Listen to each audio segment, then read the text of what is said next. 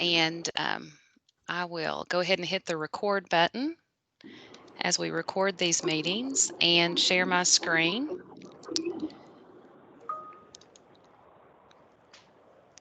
All right, we'll go ahead and call the meeting to order.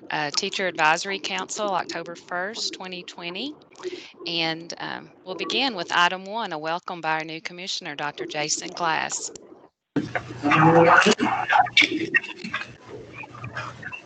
Hi, everyone. Good morning. This is Jason Glass. I'm you live from somewhere south of Richmond. We're taking the family. This is the fall break in Fayette County, so we're taking them on a little camping trip. So I hope I'll get to see you in person soon, but wanted to just touch base at the beginning of the meeting to say hi. And I look forward to working with all of you. I did hear a little background about some of the work that you do and some of the things that you've been focused on recently. Like everybody else, it seems that's been all COVID all the time, and that's been consuming all the work that we do as a state and as an education system. But I do believe that we're getting to a more stabilized period with that, even though there may be waves that we have to go through where schools or districts have to shut down and then reopen. I think that's probably what we should expect as more and more schools come back into in-person learning.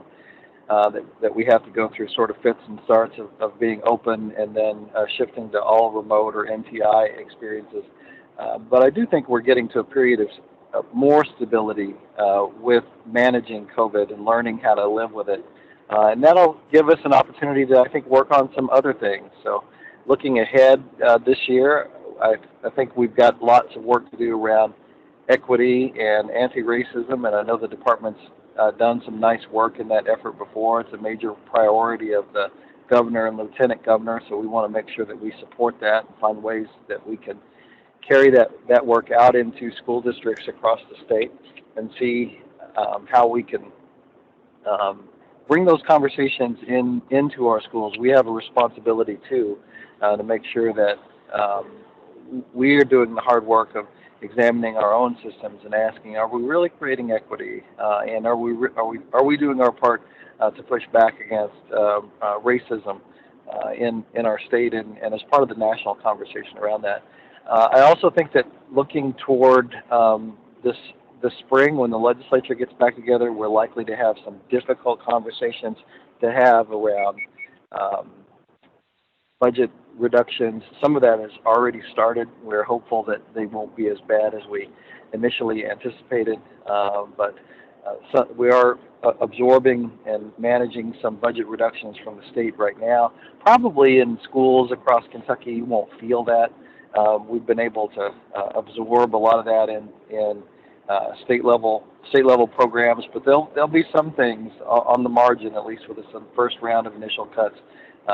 Depending on the role that you're in, you may see a loss in service or something that's not available. We tried to keep it away from things that were providing direct services to students and not disrupt jobs. And I think we're going to be able to manage through that. There are more reductions that come through the legislative process this spring, just as a result of the budget disruptions that have happened with COVID, the economic downturn that has happened with COVID. We may have more to manage, and depending on the magnitude of that, we may not be able to keep it away from direct impacts on schools. But we're going to work with that goal of not disrupting the services in schools as our primary goal as we try to manage the budget reductions. And there's still a lot that we don't know. We've gotten some good news about tax receipts and what those are looking at like, so it's not as bad as initially thought. So, but there's still a long way to go before the legislative session starts. There's also the possibility of some federal support that can help offset some of these losses and disruptions. But so we're hopeful for that. But I never count on Congress or Washington to do much of anything. So if that's great, and if it doesn't, then we have to plan for managing this on our own. So we'll be grateful if something is able to come out of Washington that can provide support, but I just don't think we can count on that right now.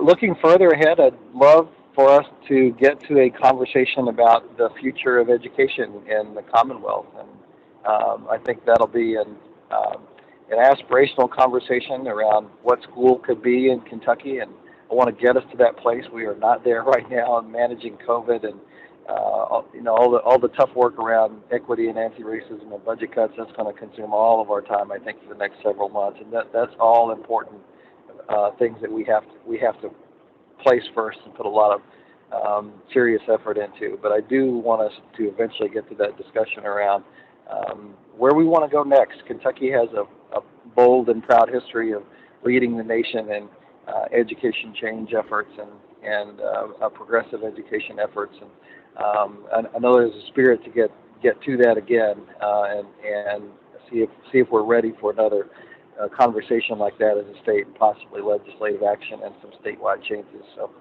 we'll see how that goes. I'll pause there. Again, I'm traveling, so if I dropped out for any of that and had poor service, I really apologize. I think I might have good service for a few more minutes, but I just want to pause and see if anyone has any advice, questions, things that you want to tell me, and just as you speak, let me know your name and where you teach and what you teach, because I am on the road, so I don't have a screen in front of me, so it'll just be helpful for me to hear that. So just let me turn things over to you and Rob, and see if anyone on just has any advice or questions they have for me. Okay, thank you. TAC members, so this is your opportunity. Questions, comments for the commissioner?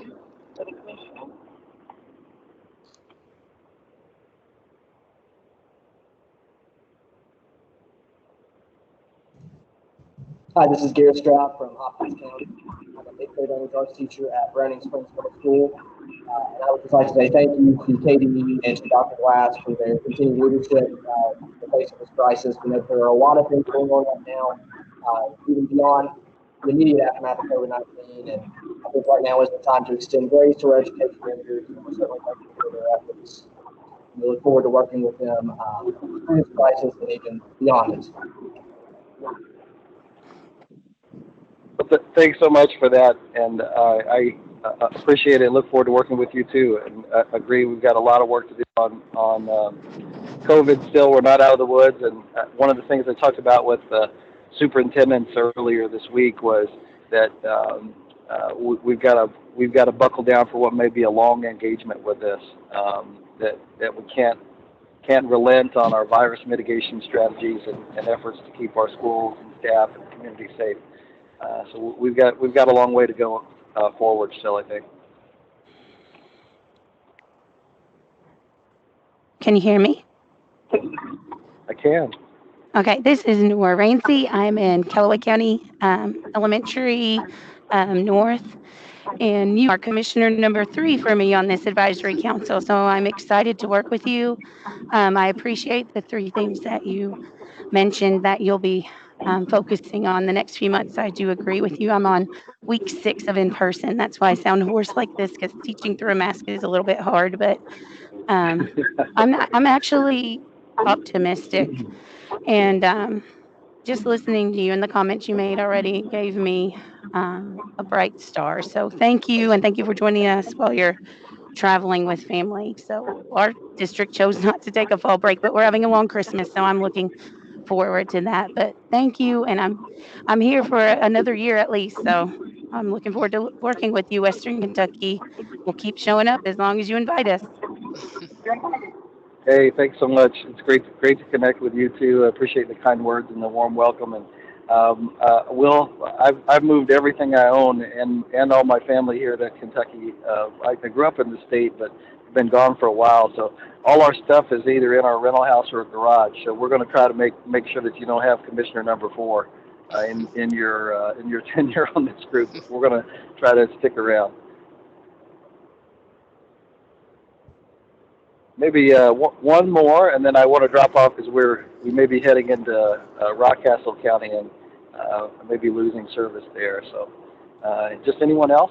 Good morning. I'm Miles Johnson. Can you hear me? I can. Oh, good. Hey, I had a similar background. I grew up in Iowa, so I lived in Iowa, and then moved from Colorado about 23 years ago, so before I lived here. Wow. Yeah. So we lived in both of those places. I was the state chief in Iowa for about 3 years, and both our kids were born there. And then we've lived in Colorado for about 17 years. So. Yeah. Well, I did industrial work. So I've been teaching here now for 21. We're glad you're here. I'm at Warner Elementary, and I've got we're on our basically a second week of having students back, and we have a lot of good things in order. I have a lot of good kids that are doing pretty fantastic art, and one of the benefits I've been using the Google Classroom for the first time, and it's always going to be there now, and I think it's going to be a good teaching tool. I'm glad to see that we have the thing about the personal the evaluations, because if you do talk to a lot of teachers and educational staff, they do a lot of different things now, and I know that eventually they want to get some criteria for how they'll be evaluated for all the new things that we do or the new approaches to things.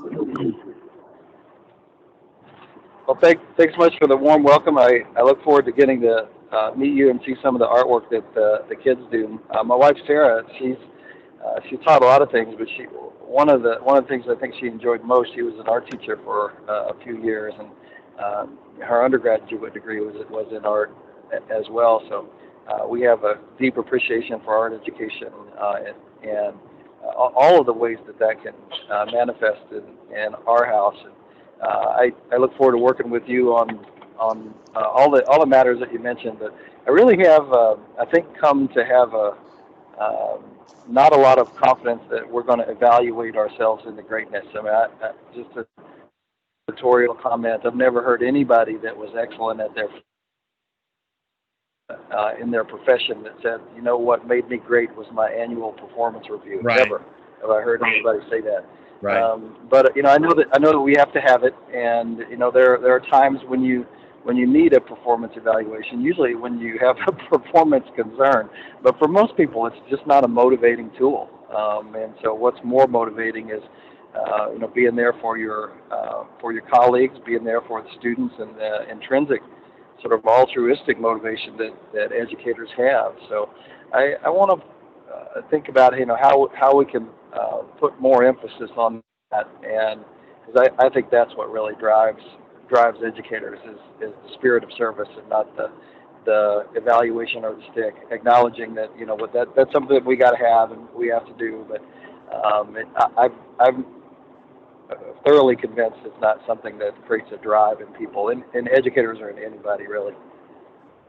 Well, thank you. Well, yeah, thanks everybody. It's great to connect with all of you, and look forward to working with you more. I'm glad we had just a few minutes this morning to talk. Thanks, Stacey and Rob, for having me in and for facilitating this group. Look forward to hearing about the work that you do, and also the next time that we're together, getting to spend even more time with you.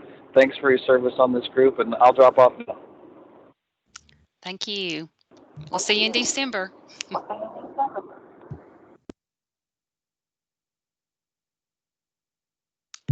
Okay, well, that'll take us to item 2 on the agenda, which is the approval of the minutes from the last meeting, and we'll do the roll call. So first off, the approval of the July 14th, 2020 summary meeting, and that was attached to the calendar invitation. And then also, if you would like to access the minutes, you can look at the Teachers Advisory Council webpage on the KDE site. And in the bottom left-hand corner of the slide deck, you could click there to access those summary minutes if you haven't looked at them. Or if you want to take just a minute to pull those up in your email or in your calendar invitation to review. But just as soon as you've had enough time to review those, we will need a motion from a TAC member and then a second to approve the summary minutes from July 14th, 2020.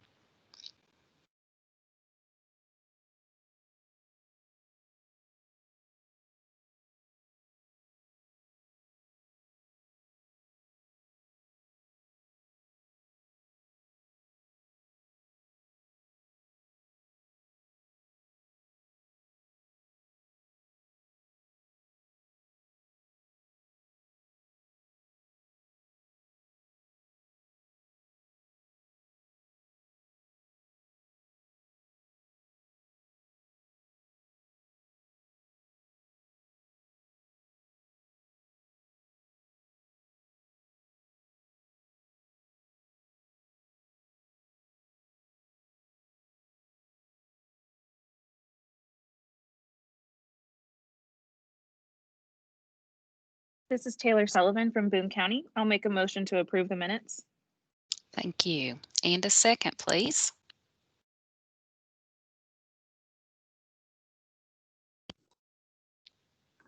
This is Beverly Rutledge from Carter County. I will second. Thank you very much.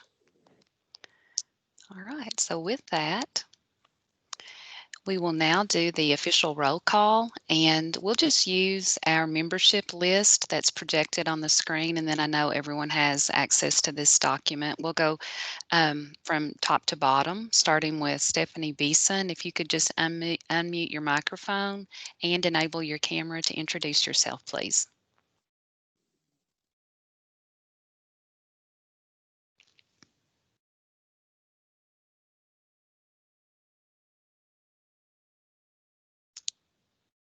Okay, and Stephanie may not be here, so we'll go on to Ms. Britt. Good morning. This is Kanda Britt from KSD. Thank you.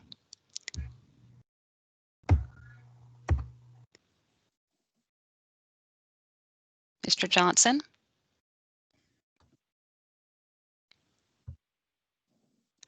I know he's here. I think he sent a text. I'm here. I'm here. This is Miles Johnson from Warner Elementary in Jessamine County. All right, thank you. And Mr. Mullins. This is Bo Mullins from the Kentucky School for the Blind. All right, thank you. Ms. Neal. This is Lainey Neal from Montgomery County. Thank you. Ms. Ramsey. Hi, this is Nora Ramsey, Callaway County. All right, and Ms. Sizemore. Hi, this is Jolena Sizemore from Laurel County. All right, Mr. Stroud. Hi, this is Garrett Stroud from Hopkins County. Ms. Walters.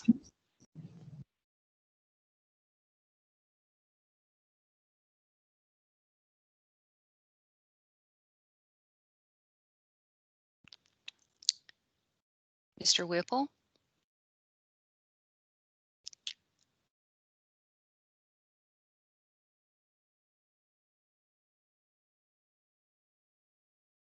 Mr. Johnson.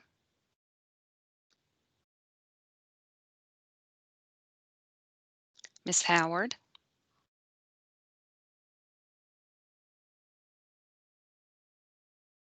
Taylor Sullivan.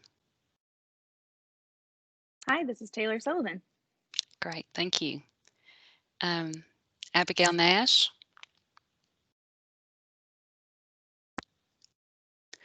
I believe she may be joining us a little bit late, so we'll maybe come back to Abigail. Alan Hensley. Okay. Abigail Nash is on. I just admitted her. She may just now be getting connection though, where she just got admitted. Okay. We'll go on to Alan Hensley.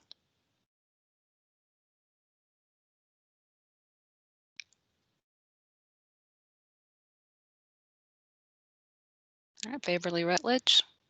This is Beverly Rutledge, Carter County. Thank you. Tiffany Dunn. Here. Thank you. Kim Saylor.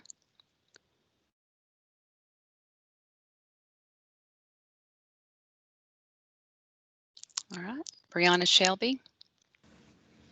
Hi, my name is Brianna Shelby. I'm with Jefferson County Public Schools, and my principal is pulling me for some interviews for language arts, so I will watch the recording for anything I miss. Okay, thank you very much. Glad you could join us. Angela Bevan, excuse me.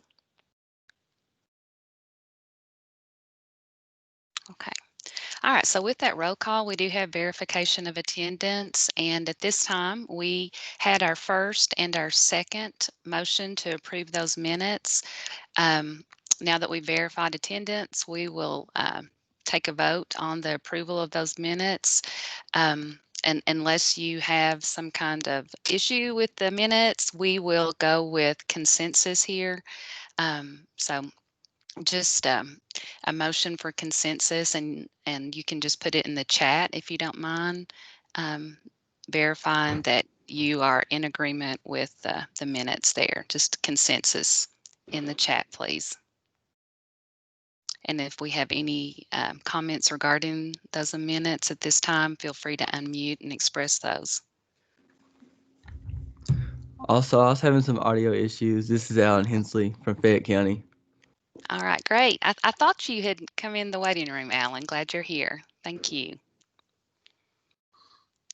And I'm going to ask Jenny and Paul if you could verify in the chat that we're good with consensus on those summary minutes. We are good, Stacy. Yes. All right, great. Thank you. I'm not able to see the chat right now where I'm sharing. Okay, so this takes us to digital sign-in, and all TAC members have this link, but we'll go ahead and put that in the chat as well so that it's easy access. This is just another layer of verification of attendance of the October 1st, 2020 meeting. So just select today's date and sign in. Now we're to item 3, and we are very fortunate to have with us Dr. Connie White, who's going to share some information regarding COVID-19 updates. And Dr. White, were you going to share your screen? Yes, please. As usual, at the 11th hour, I put my PowerPoint together, so I do apologize. So I want to open and pull this up and see if I can pull this off. Okay. Is that working? Yes, it is. Can you see that, Stacy? Okay, excellent. Yes. Well, thank you so much for letting me come today to the advisory council. I believe I've been with you folks before. Yes, no, I've done a lot of council meetings for KDE. Okay, well, I was pretty sure I had been with this group before. So I thank you again for letting the Department for Public Health be a part of this time. I'm going to go through slides, but mainly wanted to be available for questions that you will have. I'm not going to tell you what COVID-19 is and what's happened across the country and what's happened across the world, because I don't think y'all need a background on that. But I do want to tell you where we are today in Kentucky.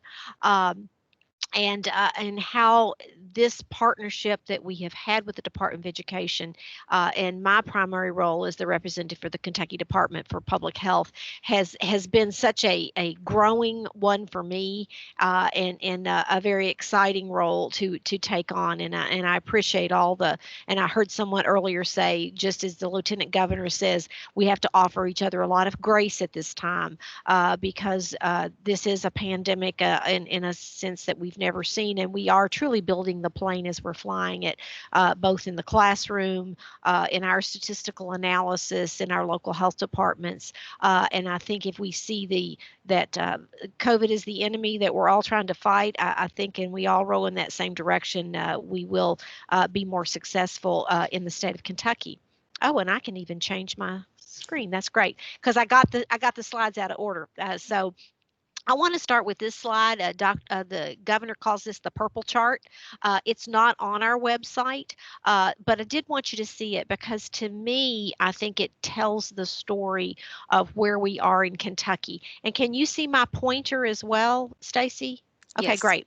So right here, March the 6th was the day that we had our first known positive case of COVID-19 in the state of Kentucky. Every purple bar you see on this graph is 1 week's worth of data. So we started with 4 and then 16 and then 84, and we exponentially started going up before we kind of in the 1st of April got a handle on what in the world is going on in our state. And you can see that for the next few months, with healthy at home, with restrictions, with people trying to socially distance, and then finally in May we started talking about masks. We were keeping our rates around 1,000 cases a week. Occasionally there was a 1,500 or a 1,400, but around 1,000 cases a week. right here is where we put together the Healthy at School document and released that. That was a labor of love between the Department for Public Health and the Kentucky Department for Education. And I want to thank so many people that were involved in writing that document. So if you can just kind of take your hand and cover the slide, if you just were looking at this side of the slide, you'd say, okay, these mitigation situations that we're recommending should help to keep everyone in our school system safe, our staff, our faculty, and our students. And then the 4th of July happened. And people just lost their minds, because you can see what happened after the 4th of July. We went up to 16. We went up to 24. This is where the mask mandate was put into place. We went right on up to 37 because even with the mask mandate, it's going to take some time for those cases to start slowing down.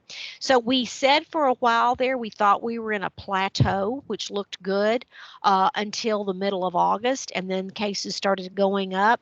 So I think if you don't have to be an epidemiologist to squint to see that we are on a very slow rise, and this bar right here is this week. So it only has cases through yesterday. I took this off of our report last night. A week, the way we report it is Monday through Sunday.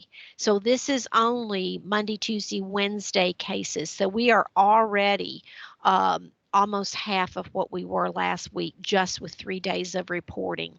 And I think if people see this, they can see why back in July we were, quite frankly, terrified, because you could see that this should, if it had followed its pattern, gone right up off the top of this scale by the time we got to the middle of August. So the good news is we didn't do that exponential growth. The bad news is we are still continuing to see growth. And I think this growth that we're seeing these last 2 weeks and this week, this is Derby, Labor Day, people losing their minds again. People are tired of this. I understand that. The virus is still there, whether we're tired of it or not. And it's community. Remember this and remind people. I gave a quote, and I can't remember who told me this many years ago when on the superintendent's meeting the other day, and I've gotten a couple of superintendents who thanked me for this quote, and it was, "Blessed are the flexible, for they shall not be bent out of shape."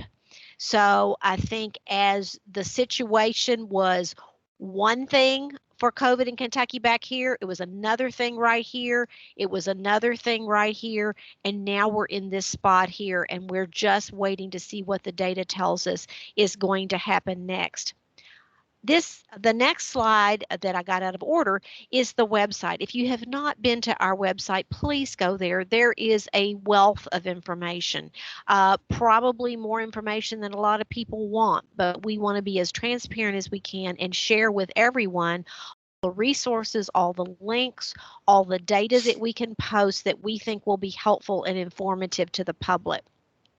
So this is a screenshot if you go to our website, and I thought this was important because it shows, again, a wealth of information. This is from I just printed it up this morning. So these are our total positive cases in Kentucky, the total number of testing we've done since March, total numbers of death, the positivity rate that we'll talk about in a minute, and then this 11,840 recovered. That is a very, very low guesstimate. The Department for Public Health, as a rule, doesn't survey people for recovery. In the flu, we don't survey. We know how many people had the flu, and then we know how many people died. Same thing with measles, same thing with any infectious disease. So we really don't have a mechanism of finding out if people are truly recovered other than just flat calling all 68,000 people, and we feel like our time's better used at working on positivity, testing, looking at the deaths, and giving that report to the public. Down here is the incidence map.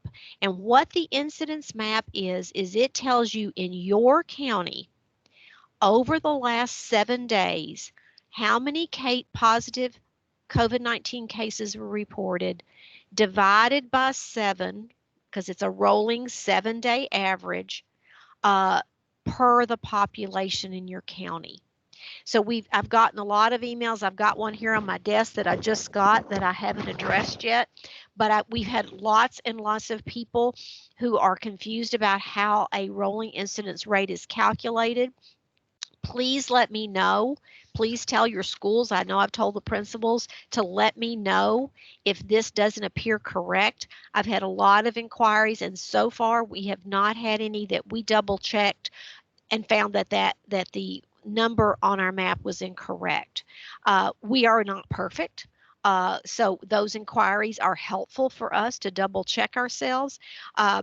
We are not perfect, but we're perfectly happy to recheck any numbers. We did find on a table that we had posted that someone had just juxtaposed some numbers. With the thousands of numbers that come out, those things can happen. So please let us know if somebody is confused. We're just now talking about coming up. Another thing we want to post is a glossary on here. So if you go, well, what is a 7-day rolling incident rate and how do you calculate that? We'd like to be able to, for you to be able to click on a spot that can show you that. Well, what is a positivity rate? How is that calculated? So that's another thing you're going to see coming soon, I hope, because we are transparent and we want people to understand where we come up with the slides and the numbers that we come up with. Up here to the right of the positivity rate, which is right there, the positivity rate will be important when we start talking about the color coding of when schools should be virtual and when they should do in person, and it has to do with that graph, and that's later in this presentation. But I wanted you to see this gray box right here.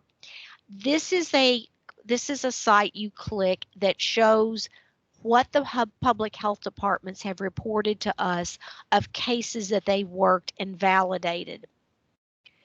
If you go, so that is where the Department for Public Health case report is. If you go back to where we were earlier, where that map of Kentucky is, and you scroll down, you are going to see the report of travel advisory, and then under that is the healthy at schools. And in that listing is where the new COVID dashboard is. And this is the self-reported information that your schools are entering. So real important that people understand the difference. The information in this dashboard is never going to match the information in this report. It never was intended to. The self-reported information that's placed on this dashboard by your local schools is to give parents, administrators, faculty, staff, anybody that wants to look, what does the school think that is happening in their system right now. We're looking at the number of newly quarantined students, newly quarantined staff, newly infected students, newly infected staff. That's the information that's asked on that survey. There's a fifth question that's asked that's not reported, but this is just asking at the time that this report was made, are you virtual, hybrid, or in person? That information needs to be collected by our secretary's office because it's needed for the pandemic EBT that I know y'all are hopefully all aware of, and the federal government needs to know that information. So that fifth question is not something that will be reported. The four numbers that you're reporting, new cases of students, new cases of staff, new quarantine of students, and new quarantine of staff, that's what's showing up on this dashboard. What's going to show up in this report here is going to be what your local health department lets us know that they have gotten the lab reports. They've done what we call a disease investigation of the person with the positive lab finding, and then the contact tracing of who was this person around, how long were they around them, how close were they, and is that person at risk of being exposed to COVID-19, because they would need to then quarantine themselves so they don't expose someone else. Dr. White. Yes. Nora has a question, so I didn't know if you wanted to let her ask it while it's relevant to what you're talking about or at the end. Sure. No, that's absolutely fine. I'm like Stacy. I can't see the comments because Right. I've got my screen full. So thank you for that. So what, can you read the question, or can Nora ask me the question? Nora can unmute and ask. Hi, Nora.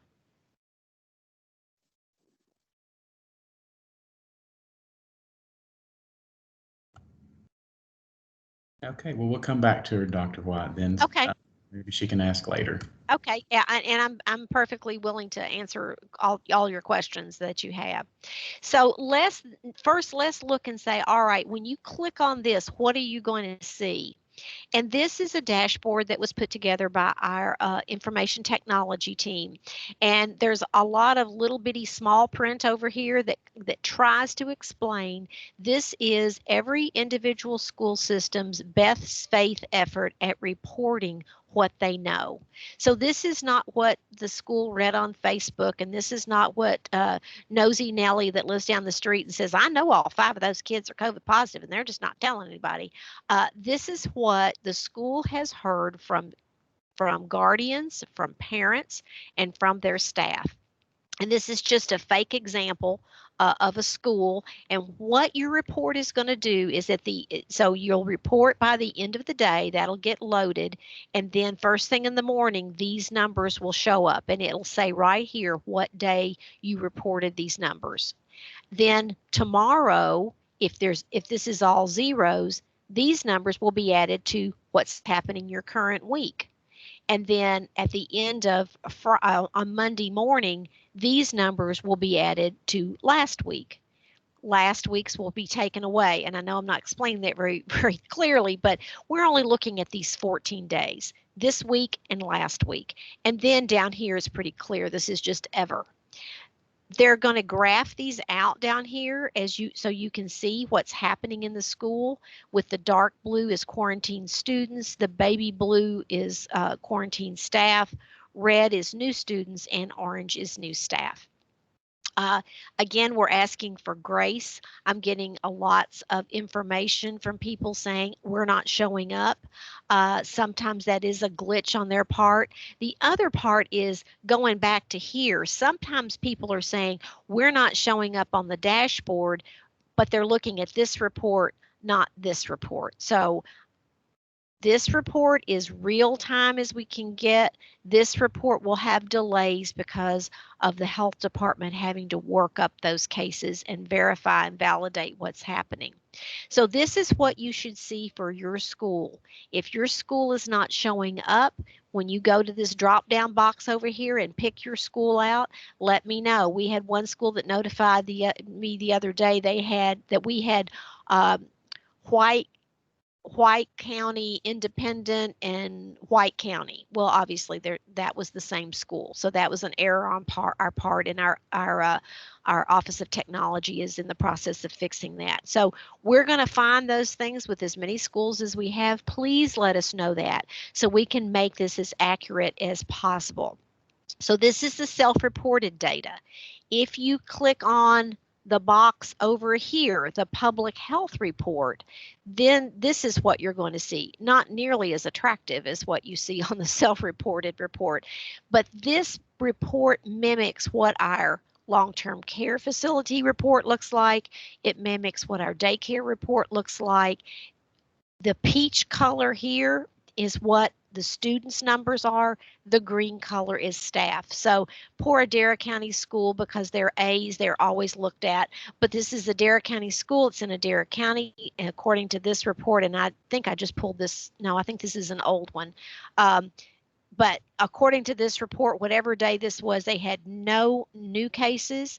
They had no recovered cases. They had 5 active cases, and then that adds up to 5 ever cases. Same thing with staff. 1 recovered case, 2 active, total number of cases are 3. So you should be able, anybody that gets on our website should be able to look this up. And these are the cases, and it again, in this fine print up here, it talks about these are the cases that the local health departments have worked up and are reporting. So there is delay between the self-reporting and what this report shows. Those numbers will always be different, but once those cases are worked up, they will show up on this public health report. And then the last thing I want to go over that I know is important, and then I'll stop for questions. I believe this is my last slide. Yes. This is a metric that was put together again by the Department of Education, the Kentucky Department for Public Health, as a way to help guide local school boards as they make decisions of when should we and when should we not do in-person learning. So if you go to the very top, and this was just updated on the 29th, just updated on Monday, Tuesday, whatever day, Tuesday. If the positivity rate is less than 6%, and y'all saw where you can find that on the website, these are the guidances that have been put out by the Department of Education, the Department for Public Health. What we're asking schools to do, and I did not make a copy of that page, but what we're asking schools to do is on Thursday evening, look at the incidence map, see what color your school is, and then go to this document and see what advice is being given. In statute, it says that in a epidemic, and we're in a pandemic, which is bigger than an epidemic, determination of whether to close school, it lies with the local school board. So there is local control, but these are the best recommendations that we would like to give. So in essence, if you are green or yellow, then you need to follow the flagship document, the Healthiest School Guidance, that you all, I'm sure, now have seen, that was updated that the last week of August. If you are orange, you need to be doing something different. You need to be meeting with your community, because this is a community disease and you need the help of the community to bring that incidence rate down, to protect your students, your staff, and your faculty. So going to orange and looking, and I'm sorry, I don't know how that kind of got copied. I apologize for that. It blocks a little bit of this, but this information will help guide you to try to keep those cases under 25 per 100,000 people in your community. If your community is red, the recommendation is remote learning only. It goes again through some things that you might want to also do, and then it also brings up down here in the gray box, that's when KHSAA recommends that sports should not happen. We took this guidance, we started with West Virginia guidance. The superintendents were very interested in us developing something like this. West Virginia had something very similar to this. The biggest differences is they were saying if the positivity was greater than 5, we have had our positivity greater than 5 in the past. Our healthcare system wasn't overwhelmed. People were able to get the care that they needed. So we upped this to 6% before anybody would would go back and look and say, is there something different we need to be doing? The other difference with West Virginia is they only do that incidence map that I showed you earlier. They only do that map, my understanding is, on Saturdays. So schools are looking at this information on Saturdays and making a decision for Monday. We felt like that was not nearly enough time to give anybody an opportunity or a chance to make whatever they change might be, if they were going from face-to-face to hybrid, or if they were going to hybrid to remote only. By doing it on a Thursday evening, that it does at least give some time for changes to be made for the following Monday morning. We also looked at Colorado's information. We looked at Washington State's information.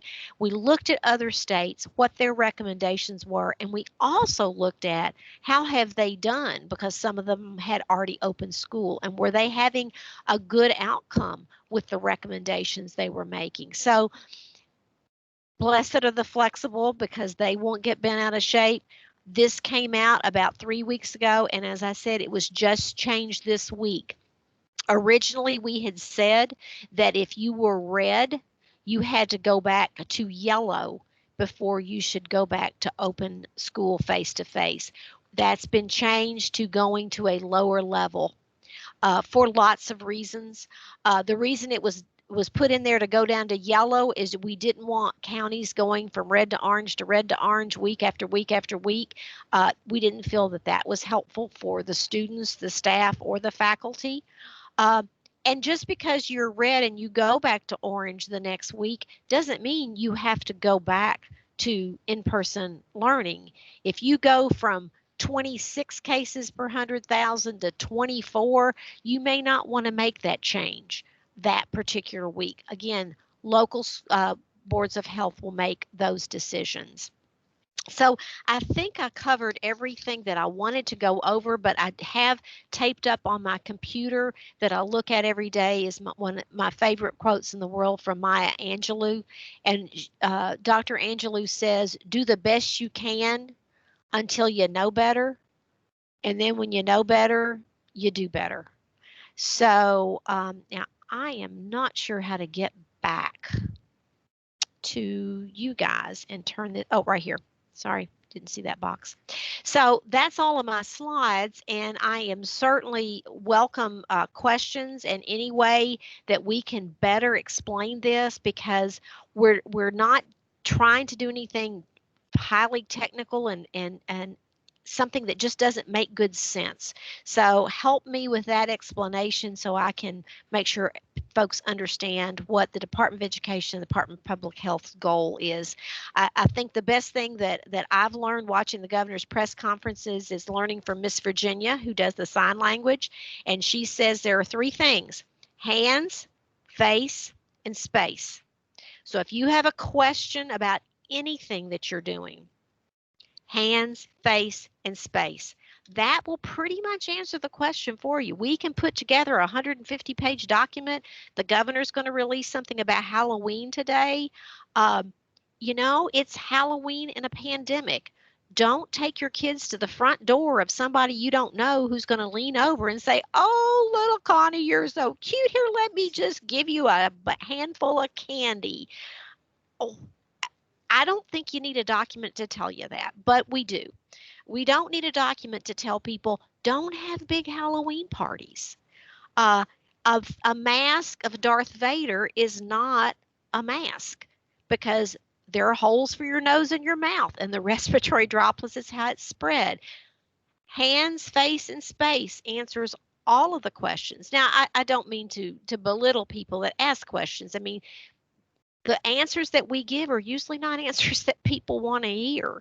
But they're the answers that we're trying to give folks to be as safe and as careful as we can with all of our Kentuckians, the little ones and the big ones too. So I will stop now for questions.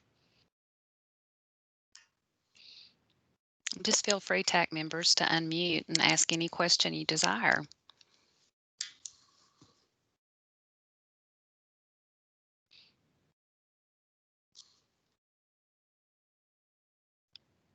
Oh, now I couldn't have done that good of a job. I've done it a lot, but I can't have done that good of a job. And I do really want to hear from teachers. We do hear some from teachers, but this group to me is critically important, not only to make sure that we're recommending the right things, but are we messaging it in a way that you feel like your teachers are hearing it? I don't know if any of you were on the town hall meeting that we had 2 Thursday nights ago, and Dr. Stack and I were on that along with the Lieutenant Governor. So tell me what else I need to know. Hi, this is Taylor Sullivan from Boone County. I have a question about how schools have guidance for socially distancing at lunch. So as we're looking towards hopefully being able to bring back students 100%, is it a best practices recommendation, or is it one of the Healthy at Schools requirements that students be 6 feet or more apart during meal times? That is an expectation. And I think if we look back there, the CDC just released a study, which I was so pleased to, not pleased with the outcome, but pleased that they released the study. They looked at about, I think it was 300 people. 150 of them were COVID positive, 150 of them were COVID-19 negative. And they asked them this very lengthy survey about their activity, going to the gym, the hairdresser, going to church, going to whatever they could be going to. They were just about equivalent in every area, except if you were COVID positive, you were twice as likely to have gone to a restaurant in the last 2 weeks.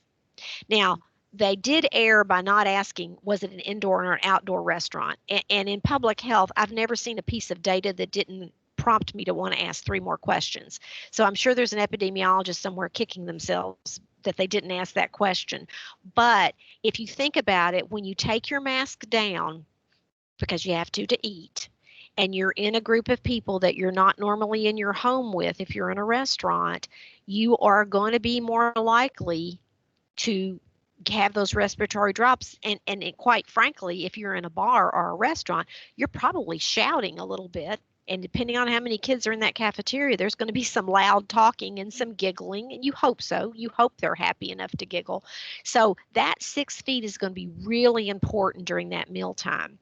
And I know some schools are using the band room and the gymnasium and the shop class and any place that can find a way to space those kids out. And real important to keep those manifest so that if one of the children is positive or the teacher, we know where they sat regardless of what room they were sitting in. And as long as the weather's good, take them outside to eat. You know, we begged people when I was a kid, let's have class outside. And you'd have think I'd grown a third head. But now we really do want to take classes outside because that gives all of us more freedom. Does that answer your question, Thank Taylor? you so much. Okay. Yes, it does. Thank you so much. Anything else?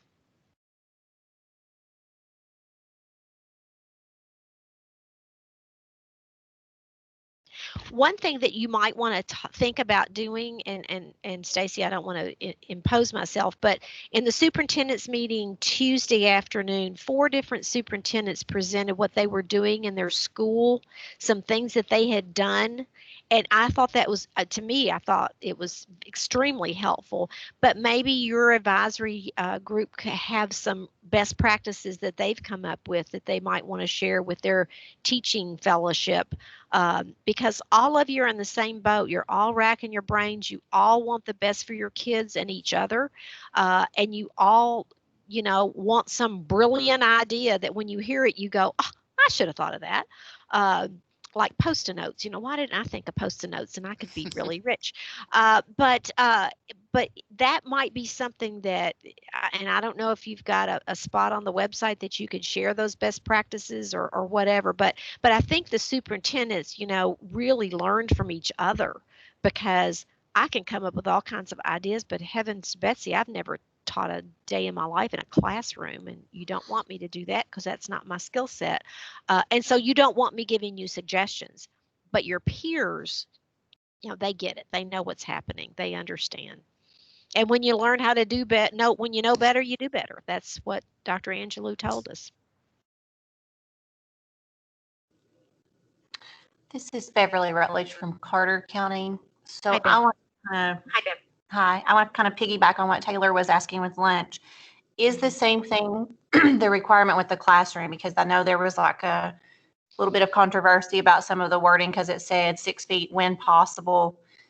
So there's been some moments where we needed clarification. We started in person back this past week. So what is the clarification then on that with that when possible? Well, no good deed goes unpunished. So when we were writing that document, 6 feet is the recommendation because of the spread of the respiratory droplets from the nose and the mouth. And it was kind of like, well, what if they can get them 5 feet, 5 inches? Like, well, you do the best you can. Has gotten interpreted to all from do the best you can to that means we can cram everybody into the classroom. And it never meant that. It was never our intention. If you think, hands, face, and space, there's no way that you would put as many kids in as you can. There are physical barriers. I get that. My school was built, I think it was a WPA project when I was growing up. So that'd be the 30s, the early 30s. It was an ancient building. Y'all have space limitations. And so that's why people, again, are using cafeterias for some of their classes because they can space out or the gym. Being very creative is the best thing that you can do. Some new guidance that we have sent out as of Tuesday. If you have a classroom and there is a COVID positive person in that classroom and everybody is spaced out 6 feet, everybody wore their masks the whole entire time they were in that classroom and there was not a mingling going on, then the COVID positive person is the only person that needs to be isolated. And the way I remember this, and because people get this confused between isolated and quarantine, if I have the disease, I'm isolated, and isolated starts with an I. If I hadn't done that, I'd never made it through medical school remembering stuff. So isolated is what I have. Quarantine is what everybody else has. And again, I kind of like history. If you go back in Venice, when Venice was a city-state and ruled the whole world, there's a Venetian word for 40, and it sounds like quarantine. But if you were a new ship coming into the harbor, you and all your crew had to stay in the harbor for 40 days before you could get on the property of Venice, because they didn't want you to bring in the Black Death, the plague. So quarantine is what other people do that may have been exposed that could spread it. Isolation is what I do. So if that room is 6 feet apart, everybody wears their mask, no mingling, then the positive person is put in isolation.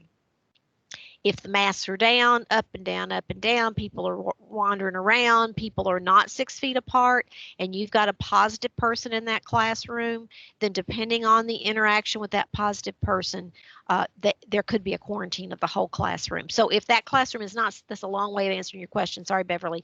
If the class is not 6 feet apart and there's a positive case, then the whole classroom will be quarantined. Okay, thank you. Okay.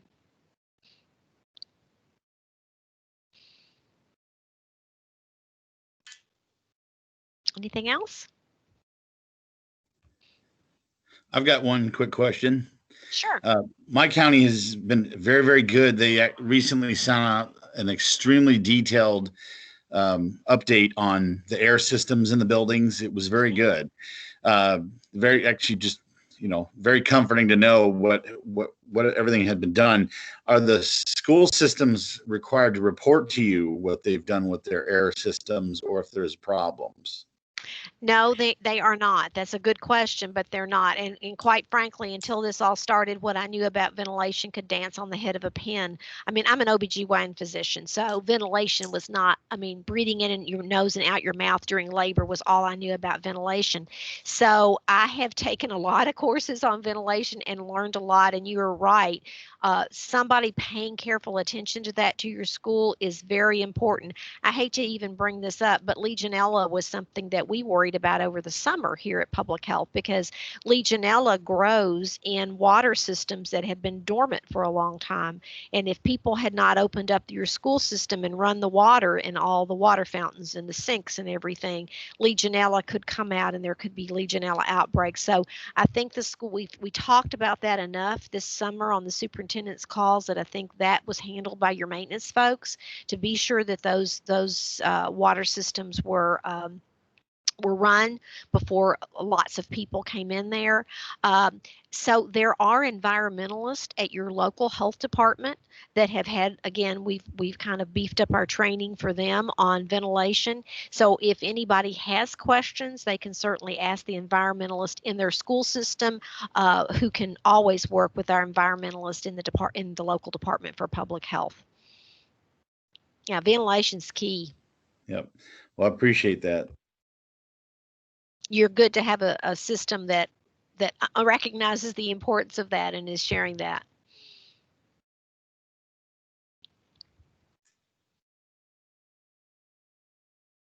Looks like Miss Britt may have a question. I do. For those students, like you said, who may have been exposed and have to quarantine, or I assume that it would be recommended that they get tested, but could a district require that those students be tested, or is that off limits? Well, that's a good question. And the CDC addressed this back in April. There were two ways that you could get back to work. There was the testing method and the non-testing method. And in Kentucky, we have always recommended the non-testing method. The non-testing method means, say I've been exposed, say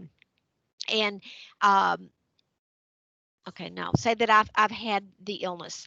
So I'm in isolation, and I'm have gone 10 days, no symptoms, no fever, then the CDC has deemed that after 10 days of your diagnosis, you are not infective anymore. Let's just say that somebody said, well, let's just do that PCR test just in case. What we found at the very beginning of this event, that PCR test is so sensitive that if I have any fragments of RNA from the COVID virus still wandering around in my nasal passages, that test is going to be positive. So here I am, I'm 10 days with no symptoms, no fever, but my test is positive. So then what do? Do you wait 3 days? Do you wait a week? We had one ED doc that went 45 days and he was still positive. Now, there's no way he was still infective. So they've done studies, they've looked at this, and they've found that even if your test is positive, after that 10 days of your symptoms going away, you're not infective. So what doing that testing does often just complicates the snot out of everything that you're doing. And so we have recommended that 10 days without symptoms or decrease in your symptoms. I mean, you may still have a sniffle, but you're not coughing and hacking and febrile and all of that kind of stuff, then we feel safe telling people they can go back. So it's called the non-testing method on the CDC website. So I think if you require the testing, one, I think you better talk to your lawyer about requiring anything. I'm always hesitant to use the word require. But I think if you do it, you may open up a can of worms, and then that person could be testing. And here you've got either a student or a faculty or staff member who are sitting at home and they're perfectly fine, but they're being deprived of their work, they're deprived of their social, emotional, everything. That's a good question. Thanks for asking that, Chandra.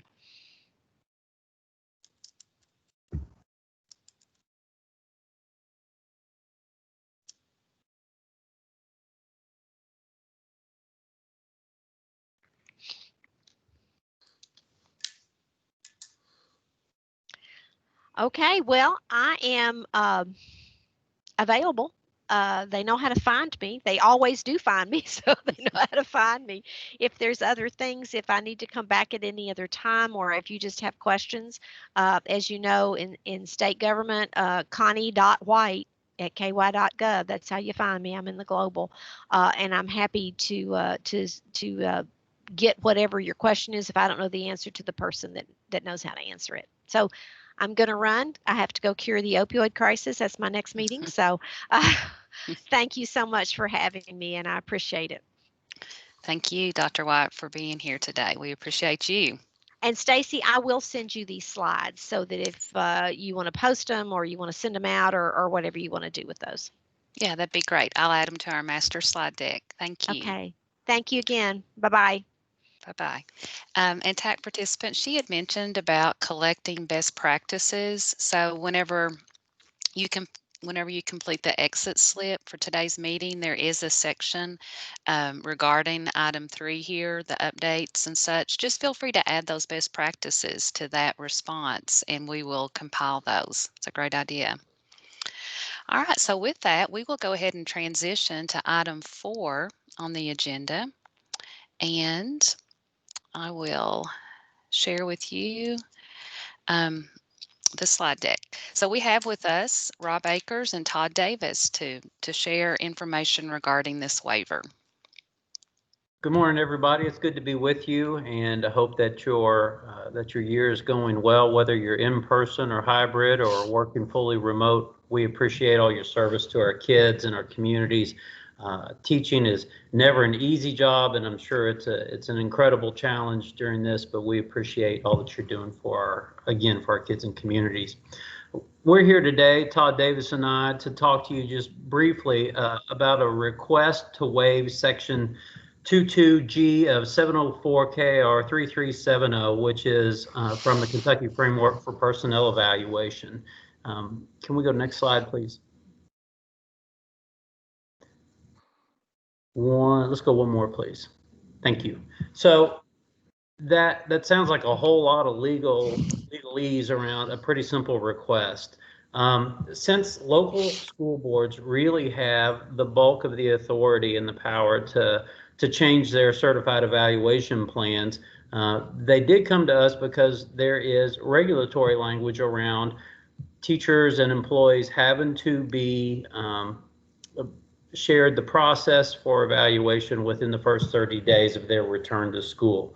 We know that that has looked very different in many different districts, and we had some requests from some of our school leaders to be able to waive that 30-day, to have that as a flexible date and time to be able to share with their faculty and staff. Any other changes to the certified evaluation plan would need to come through their local boards of education. They would engage their 50-50 committees and those processes and stakeholders to make those changes. So this is just for the 2021 school year for this waiver. We're hoping that everyone is back in a more normal setting next year, but we felt like this was a reasonable request. None of the groups that we worked with, and we may hear something different from you, so please do speak up, but none of the groups with whom we have collaborated have said that there shouldn't be some form of evaluation. Now, they did say they hope that it looked different, that there'd be consideration and some a great considering of the context of trying to teach, you know, potentially full-time remote or hybrid or any of the other crazy scenarios that are out there right now. So, Todd, what would you like to fill in on that?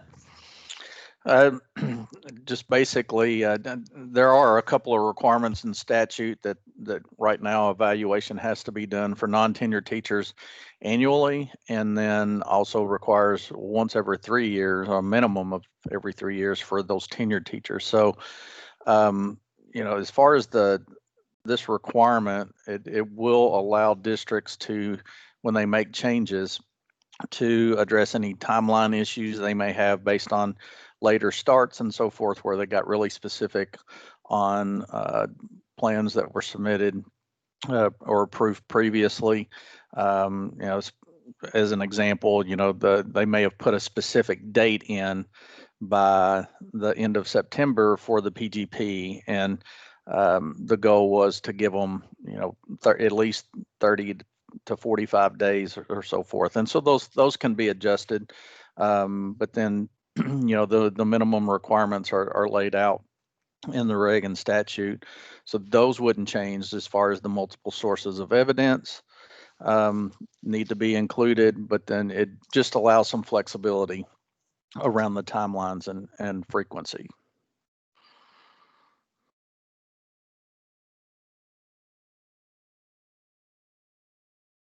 So Stacy, committee members, if you'd like to engage in some feedback on that or share any concerns that you have around that or questions, we're happy to entertain those at this time.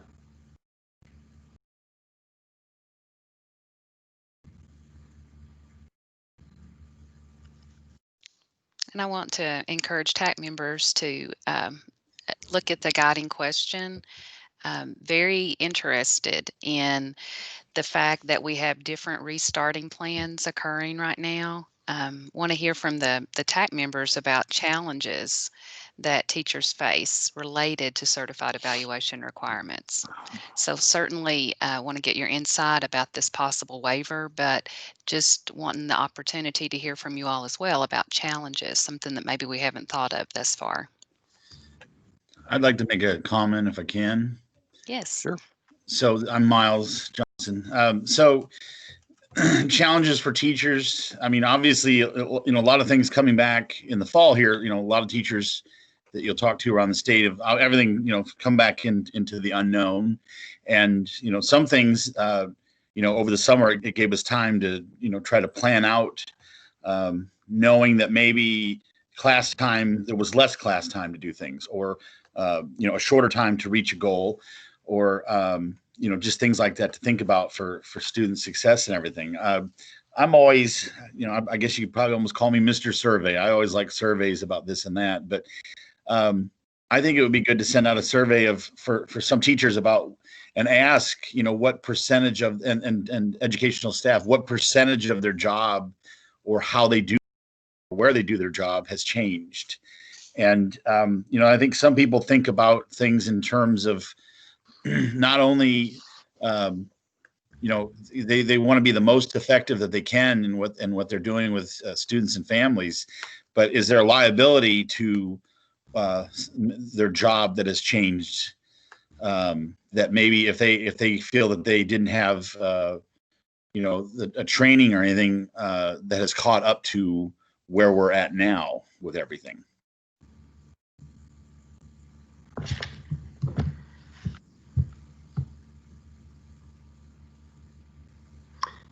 Is Karen Dodd on the call? I think Karen, haven't we done some varieties of surveys throughout COVID so far? We did the one over the summer. I'm trying to remember the specific content. So it was more about preparing for going back to in-person classes, like what would reopening look like, things like that. That's the only one that we've done so far for teachers. Gotcha. From a lot of teachers around the state, because I've done a lot of things with different associations and art associations, and meetings with, I go to national meetings, and I still get texts and emails from friends from really in different, probably 10 different states and everything. And it's always interesting to hear even that the approaches that private schools have had to, have with things. And, some people are very comfortable with what they have done. Some people are very comfortable because they're like, well, I already knew all the technology ahead of time. I was happy with that. And, every now and then I would hear somebody else say, their job had considerably changed, that it was almost like a new position for them. And, they worried how, if someone was going to come and just judge them on old criteria that really didn't even match what they were doing. Yeah. So I'm curious to hear from others if we were to put out a survey, because sometimes we get my team's the one that does all of those surveys. And so, sometimes we hear, oh my gosh, we're surveying people to death. So I just want to make sure that that this is more than one person's opinion. What does everybody else think about putting a survey out to teachers, and outside of how has the job changed, what's the end goal here? So maybe Mr. Johnson, you can talk a little bit more about what is it that we're really trying to get from this survey if we do this? Well, like I said, if you're online, the time frame, I guess there's a time frame expectation of how much time you can teach, or how much, the delivery of your content in the classroom. Does it, if we're in a shorter time frame because of all the precautions that we have to have with COVID, is that going to count against you as a teacher for, not being able to get content, or tracking students for things that they've learned or things that you've taught, simply because the part of the day or part of the year might be condensed? Are you still, what has changed, or what criteria has changed for the way we're having to do things now? And I think those are great questions locally, especially for your 50-50 committee. You've got a lot of mechanisms within your district, since the vast majority of the authority and power to adapt that CEP during these times fall with the local board. Todd, am I saying that correctly? Yes, your 50-50 committee and the local board determine what those pieces look like. So there's a great deal of flexibility within the local decision-making process. And so they can look at the framework. So the framework is still in play. That hasn't gone away. And so the expectations of what things look like, and then those sources of evidence. So if you're talking about student success, then are there sources of evidence that are required that are tied to maybe a student growth goal? That would impact that, and then the realistic approach of what that might look like given the day and time that we're in right now, and the challenges we're facing. So again, those expectations of what things look like versus today, or versus what we've previously done, are in complete control of the local district and the 50/50 committee. And that therein kind of lies the rub, because you've got so much local control around this, so many different approaches to CEP, that, and to the what the reentry schedules have looked like. For example, I'm in a district that said there are going to be 2 ways to go to school, either full-time virtual or full-time in person. It's going to be 5 days, 5 days of each. You've got others that are running hybrids. You've got some that are running, different kind of flexes in between all of those different things. So that's where I think it might be difficult for Karen's team to put together a survey that would capture exactly what you're looking for, because it is so individualized and contextualized by the local district. Looks like Beverly Rutledge has a question. I was just going to kind of comment actually on what he pretty much just said, because I was gonna say, like in our district, I'm a classroom teacher, but we have 3 options that I'm 100% responsible for. We are in person now. We have hybrid, so some kids come certain days of the week, and then we also still have our full-time virtual students. So I think for our district, I think our teachers are just overwhelmed with the amount of work that we're having to do. So then trying to determine what would we be evaluated on could be very, very broad for us. I think that is a lot of the people's concerns when we hear talk about the evaluations and where that's going to go for us. So ours would kind of be what everyone has kind of said already, like how do we combine all that and know what we're going to be expected to do. But if that lies more with the local board, then I guess that would probably answer more of my question then at that time. That's why I was trying to take it back off it. So I will add that, back in the spring, Senate Bill 177, which was a legislative action, allowed districts to make some pretty heavy changes to their CEPs last school year. Because of some of the requirements being in statute, we don't have that authority to make those changes. So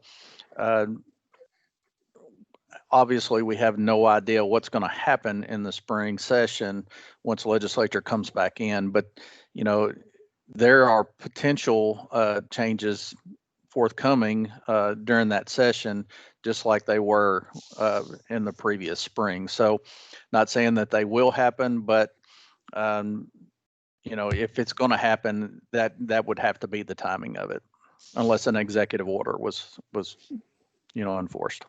And neither Todd nor I are attorneys. We play them on TV every now and again. But some of these, the flexibilities or some of the requirements live in statute, and with that, only the General Assembly can take that action. And so, with the recommendation that we're making, we've tried to look at what do we think is the most reasonable thing to do as a board to try to provide immediate relief. And then as we dug in deeper, realized that really the power resides within the local boards to add that additional flexibility. Like Todd said, non-tenured teachers have to be evaluated currently. The General Assembly could put something out and say nobody needs an evaluation. But I think that where we are right now with all the moves to get back into school and people trying to return to some sense of normalcy, we wanted to support the request for flexibility, but we also wanted to honor that local control that we hear districts really need. And for those of you who've been on any of the superintendent webcasts this summer, that's probably been, next to COVID, one of the most used phrases of anything is local control. And that's because everyone's communities and contexts are different, and one size does not fit all, and we recognize that. So we're happy to help try to advise how to stay within those rails and what your options are. And when I say we, I mean Todd, because he knows the most about it. But I guess I would be sorely disappointed if an evaluator tried to utilize this time to find a way to be negative on a teacher evaluation, unless you've got someone who is just not logging in and showing up to work with kids. Because I've heard from numerous folks in the school setting that their goal is to get kids to school, get them fed, keep them safe, send them home, and that anything else that they're able to do on top of that, they're seeing as a huge win. And I think any administrator worth his or her salt understands that, should understand that these are, again, unprecedented times, and that if you've got your staff, your faculty showing up and giving a good faith effort, then there should be no questions or anything negative on an evaluation. And we know that 98 to 99% of the evaluations are great all the time anyway. So I would suggest that it would be really problematic if that happened. So Rob, I'll just follow up with you on Monday if there's any action you want my team to take. Perfect. Thank you, Karen.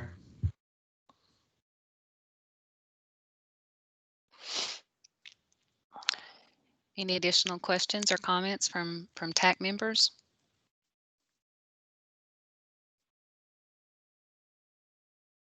Okay, Todd and Rob, are we good? Yeah, Good. Ready? Opportunity to share. We appreciate it. Appreciate it. Thanks. Thank you both. All right, well, we will transition now to item 5 on our agenda. And I'm going to turn it over to Misty Higgins and Carrie McDaniel. I think you are going to share your slides, correct?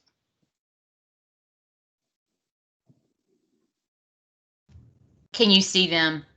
Yes. That is correct. All right, Carrie, I'm ready whenever you are. All right. Well, hello, everyone. My name is Carrie McDaniel, and I'm joined today by Misty Higgins.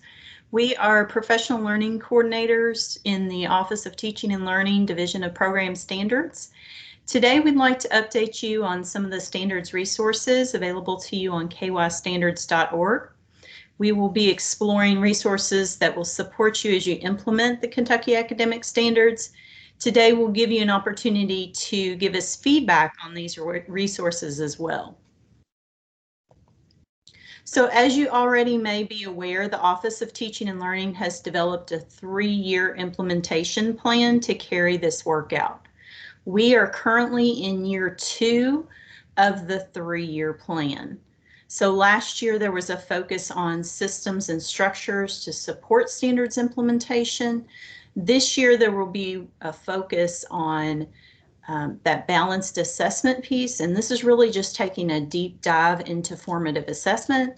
And then next year we will be shifting to instructional best practice. Now we know that instructional best practice gets woven into everything that we do, but we will be taking a very intentional look at this work, both from a general and from a content-specific lens.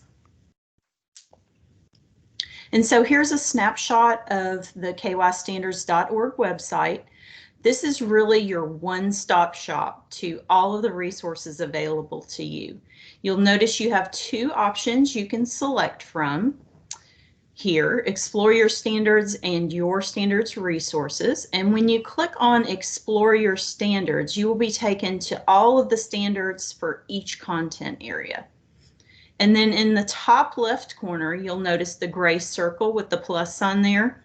By clicking this plus sign, you'll be able to subscribe to the standards newsletter and stay updated with new resources as they're released. So be sure, if you've not done that, I would highly suggest you go ahead and click on that plus sign after today and get subscribed so you're notified of those updates. So today we're really focusing on that second option, your standards resources. Once you click on that standards resources tab, this is what you're going to see. Everything's broken down into general resources and content area resources. While there's a lot of information contained inside each one of these icons, we wanted to take a minute to highlight the ones we feel are most important in supporting standards implementation from a teacher perspective.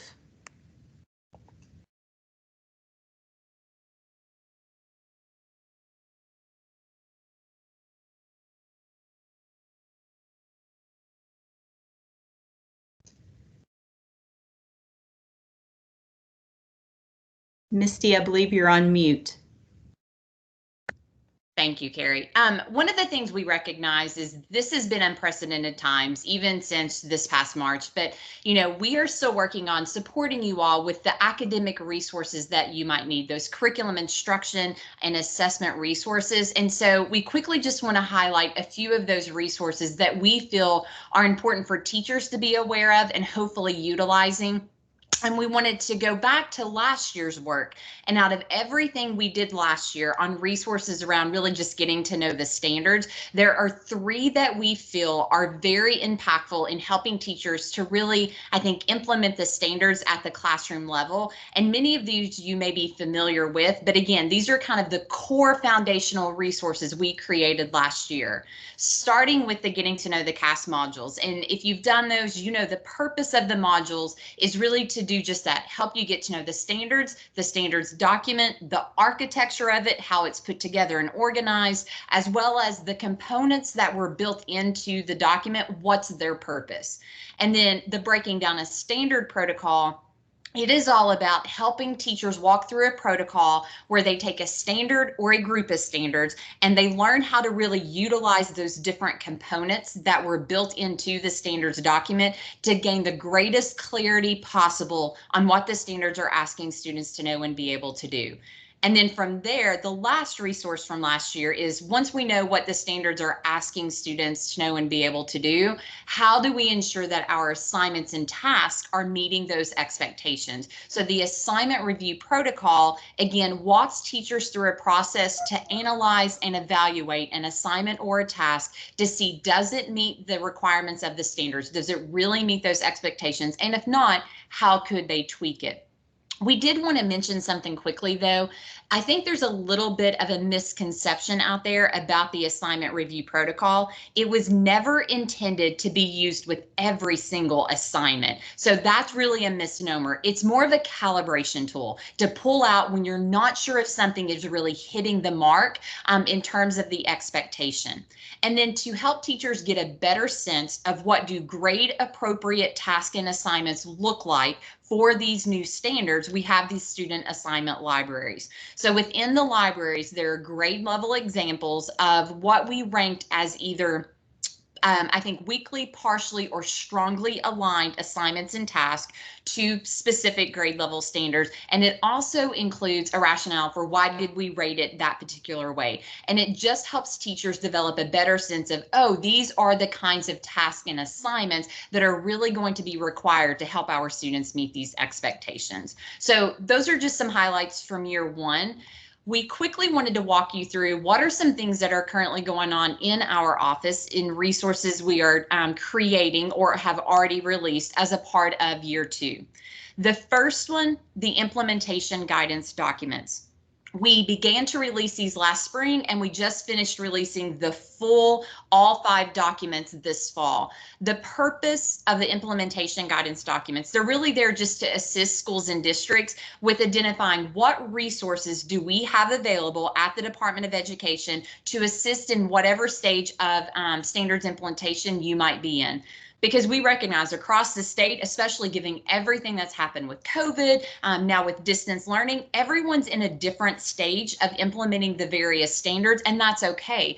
But we realized that people needed a document to go to say, if this is the stage we're in, or this is the question we're asking, what are the resources available to help us with that particular spot? We have them available for reading and writing, mathematics, social studies, and science. And then we also just added a general implementation guidance document as well. And really, you all, they're meant to be that one-stop shop for what are the resources available in this content area and what stage of implementation can they support. This is just a snapshot from the reading and writing. And again, it's not the full implementation guidance document, it's just the first little part of it. And they all have a similar format. So you will see a question that's inside of a box, and then all of the resources associated with answering that particular question. They are hyperlinked for quick access, and it includes a brief description of the purpose of that document. And I will tell you that on a couple of the guidance documents, where applicable, we suggest a particular order you might want to go through with the the resources to help build deeper understanding over time. So again, where that's appropriate, we give you a recommended order. To access those documents under general resources on KY standards, just click on that very first icon and it'll take you to a page with each of the 5 documents. The second one we wanted to highlight is our fall professional learning series. We don't know if you have heard much about this yet and know what work we're really doing behind the scenes right now. And like Carrie said, year 2 is all about balanced assessment. So following backward design a little bit, if year 1 was about getting to know the standards, what the standards are asking students to know and be able to do, year 2 is about, well, how will we know if they've learned them? And so what we are doing is we are creating some asynchronous modules, and the purpose of this professional learning series and those modules is really to help educators with identifying the purpose of different types of assessments. In every school and district, we give a variety of different types of assessment. So what's the purpose of those assessments? And really thinking about, are we using the evidence they elicit in a way that they were actually intended to be used? It's also about helping to build an understanding of the assessment cycle. So starting with that classroom level, the formative process, looking at diagnostic assessments, all the way up to the district and the state assessment, how they all form a complete assessment cycle. And then finally, most of the modules that we are releasing this semester are going to be looking closely at formative assessment, but specifically on how do we elicit the right kind of evidence to see if the students are learning and meeting the expectations aligned in those Kentucky academic standards. So this communication flyer, we released it back in the fall. It's available on KY standards, but what you see on here, so the title of our professional learning series is Eliciting Evidence of Learning. In the table on the first column, or in that first column, you'll see the date in which the module will be released on kystandards.org. So the first one has already been released. The second one's going to be released here in about another week and a half. The topic is in that second column, then the last column is a brief description. So we are going very broad to start with. What do we mean by a comprehensive balanced system of assessment? But again, we really then want to narrow in on which type of assessment do we know can most directly impact student achievement, and that's formative assessment. So a deep dive into formative assessment, and then looking at how do we use some of the elements of the formative assessment process in those last 2 modules we'll release.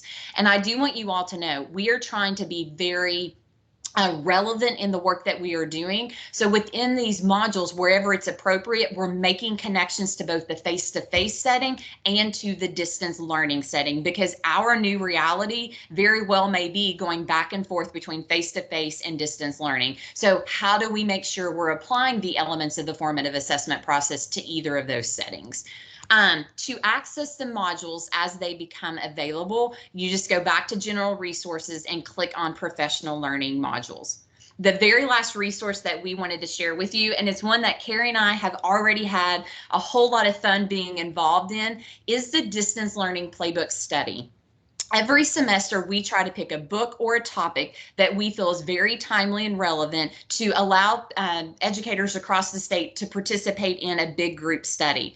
And what is more relevant right now than this idea of distance learning? Back late summer, Doug Fisher, Nancy Frey, and John Hattie released a book that was called The Distance Learning Playbook, and we felt like it was the perfect fit for the current situation. And it's been very well received. We have upwards of 600 educators that are actively participating in this study right now. The purpose of the study is to really help identify and utilize evidence-based strategies in the distance learning setting. So we have a sense of what works in education. We know those elements of teaching and learning that really impact student achievement. So what the authors try to do in this text is help us to take some of those elements and think through, how do we apply them to the distance learning setting, so that we can get the most out of that setting as possible, just like in face-to-face. We also are building in opportunities for self-reflection, so people can think about their current practice and then how they can apply their learning to their future instruction, regardless of what role they might be in. And then finally, we build in opportunities for collaboration with colleagues in the state. That's through the monthly synchronous meetings, where we have kind of structured conversations and dialogue to see what are other people doing, share ideas, as well as just through the interactions within the Google Classroom. Early this fall, we released a communications flyer on this, and again, it's available on KY Standards as well. And even though the study has already started, you are still more than welcome to join in on this. I'm going to show you in a minute where to find the flyer, but at the bottom of the flyer, there's a registration link. And I'll tell you one thing we were really excited to be able to provide to people is we reached out to Doug Fisher, one of the authors of the text, and he led our opening session, totally donated his time, and he totally led that session. It was about 45 minutes live with our participants. We were able to record it, and it's in that Google Classroom. It's a lot of great inspiration for the current situation we're in, but also a lot of just practical, how do we do this well for our kids? So if you'd like to study or find out more information, under general resources, just click on professional learning opportunities and it'll take you to that flyer. And so, again, that's just a sampling of some of the resources we have that we really wanted to highlight with this group. But like Carrie said earlier, we really value your feedback. So I'm going to turn it back over to Carrie, and we really just want to take this time to hear from you. Thanks, Misty. So now we'd like to gather feedback from those of you in the trenches with students every day and find out what resources from kystandards.org have been most helpful for you back in your school or district. So using the chat feature or just by unmuting, we'd love to hear from you now as to which resources have been most helpful. And it can even be something we didn't mention today, just anything that you feel has been really helpful to you. Absolutely.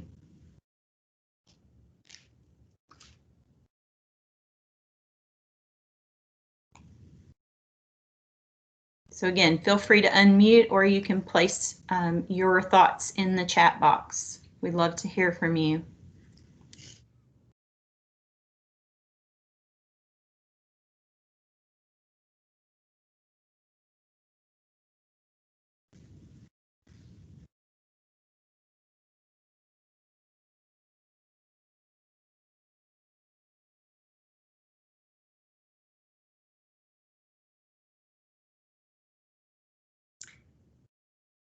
And Carrie, I think we can also throw out the second question and they can maybe respond to either or. Sure. Oh, great. We have someone on here. It looks like Nora is participating in our book study. So that's exciting to see. Yeah, I knew, Nora, when I saw you come into the meeting today, I recognized your name because I think you've been in not just this study, but some of our others as well. So we appreciate you joining. And the ELA resources, she mentions those have been helpful. And as you're thinking about that question, we'd also like to think about what topics and or resources may still be needed to support standards implementation back in your school or district. So you can respond to either of those questions, but again, feel free to unmute, raise your hand, or share in the chat of those resources you feel are still needed, because we're going to take that feedback to assist us in planning future professional learning opportunities for teachers across the state.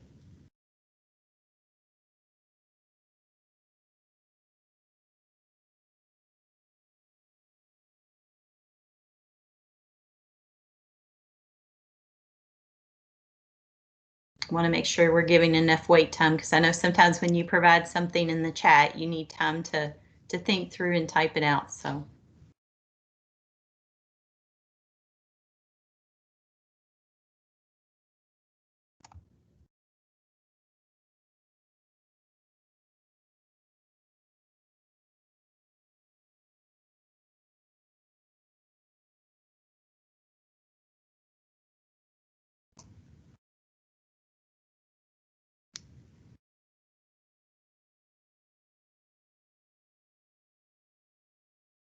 So Tiffany says differentiation for EL learners, for English learners, art standards are teacher friendly.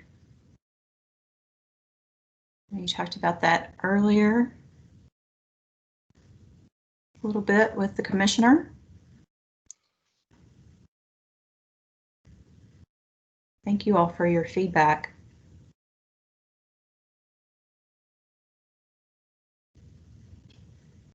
So a technology section for teachers like PD. This would complement all of our new adventures. For That sure. is such a positive way to look at that. Adventures. I love how you worded that, Nora.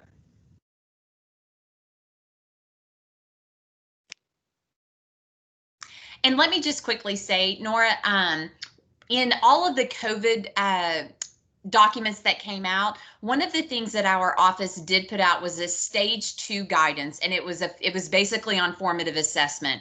And in that guidance, it gives a lot of considerations, suggestions, and tips for how to utilize the 5 or 4 strategies we talk about in there, how to apply those to the virtual setting. So that might be something on the COVID website that you want to check out. Again, it was very specific tech type of ideas, as well as just general ideas for taking formative assessment to the distance learning setting.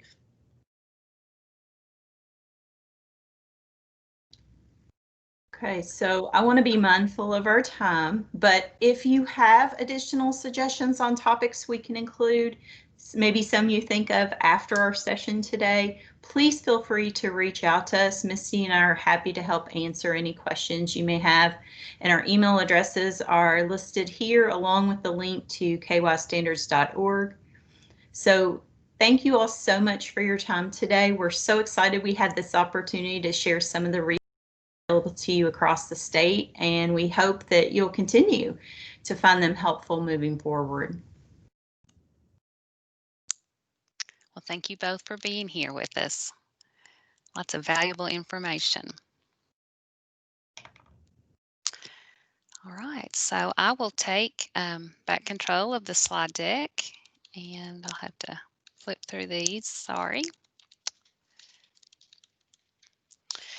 And we've made our way to item 6 on the agenda, and we are soliciting input from members of the TAC regarding how it's going this back to school time period. Recognizing that we all kind of have some different settings. We do have 2 guiding questions that we want to gather feedback around. And the first one is, how is it going for teachers using participation versus attendance? And so basically we know with these unique settings that we are not always having students sitting physically in the seat and being able to document attendance that way. Using participation is one way that we can gauge who is being active, who we can count for our attendance rosters. So how is that situation going for teachers? Participation versus attendance. And I just want to encourage you to unmute and share your thoughts on that. And even maybe some specific examples of how it's going within your individual district and or school. How you're utilizing this option of participation versus attendance.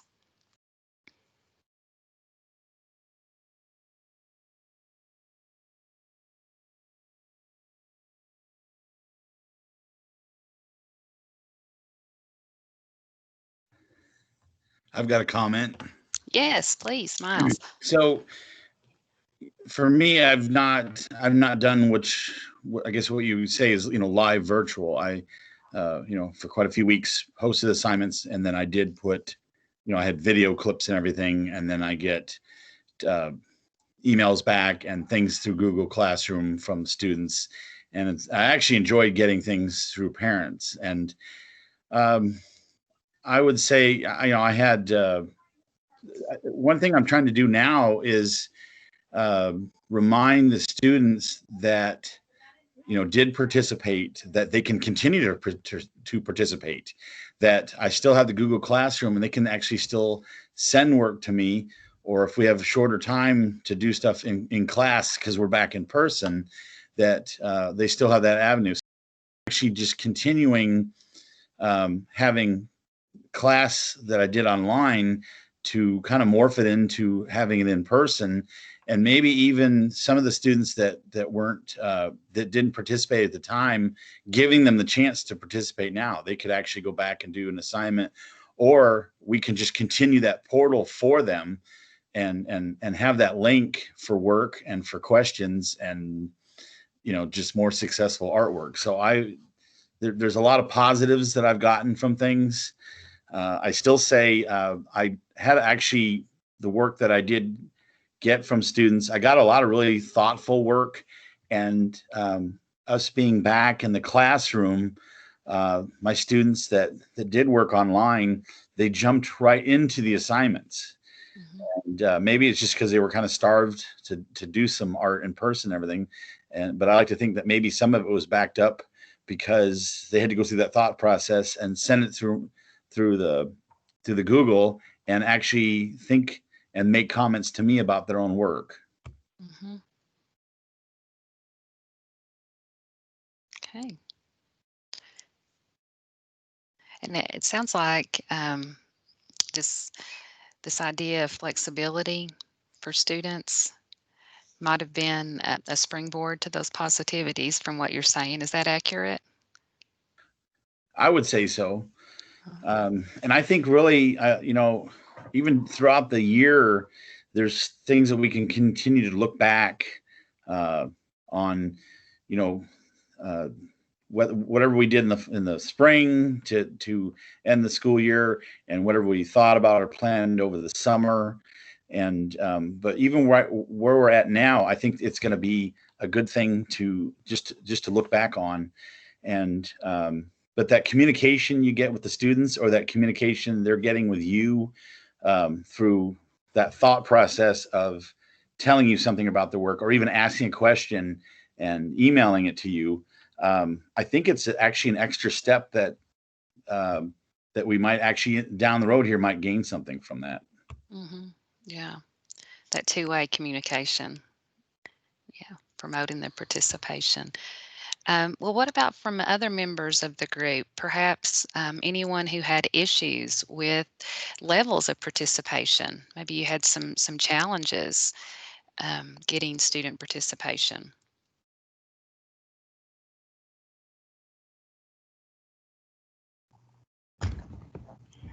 We've had some challenges with student participation. We're still virtual. And I don't know how everyone else does it, but if a student participates at all, we mark that they participated for the day. But I know, some kids are coming to only a certain class, and so they're still getting marked as participating, but some teachers are not seeing those students very often. A lot of teachers are okay with the kids going on and just finishing their work, but I think most of the teachers would like to see some accountability for the students to be at every meeting.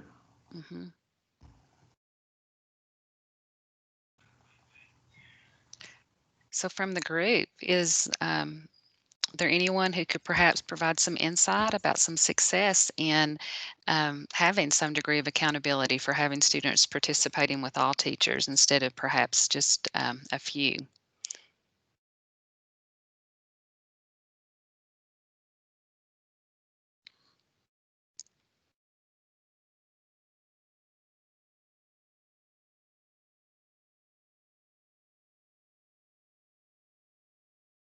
Any specific strategies that are working well?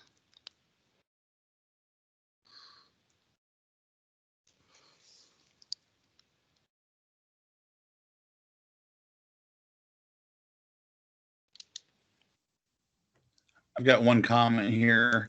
Yeah.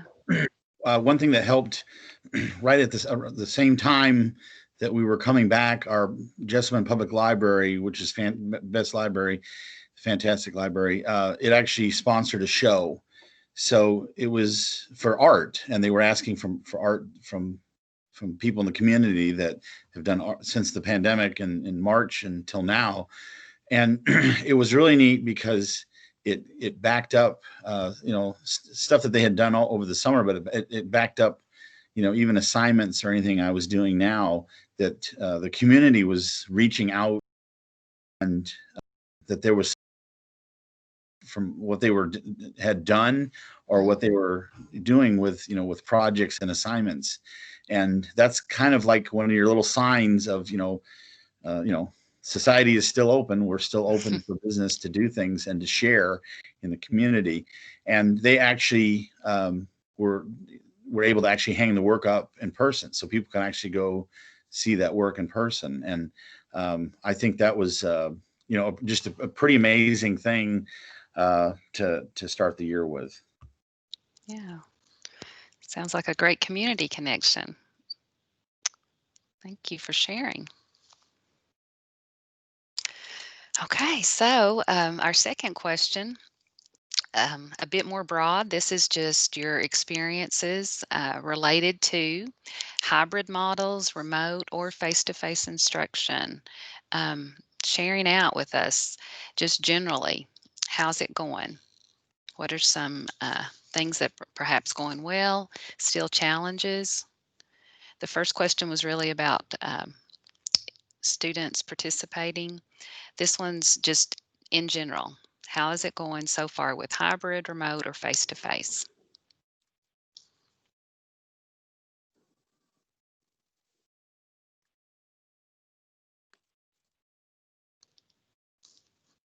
I feel like I talk a lot, but I will talk. Share, talk.